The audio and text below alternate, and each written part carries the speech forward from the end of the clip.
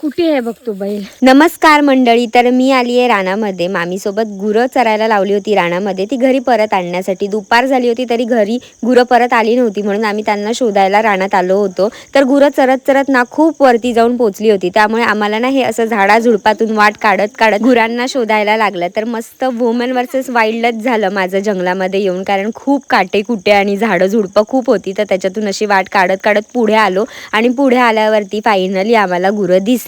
गुरांच्या गळ्यात घुंगरू होता, पण त्याचा आवाजही ना जरा जरासाच ऐकायला येत होता, कारण ती खूप वर जाऊन पोचली होती। तर आम्हाला फायनली गुरं दिसली आणि ते आपली चरण्यामध्ये खूप मग्न होती। आणि त्याच्यानंतर चरून झाल्यावरती त्यांना पाणीसुद्धा प्यायला जायचं होतं, आणि पाणीसुद्धा खूप वर होतं, ते सुद्धा लांब होतं। मग काय, आम्हाला गुरांच्या मागून मागून चालायला लागलं। मग फायनली आम्ही एका ठिकाणी आलो, ह्याला म्हणतात ढव।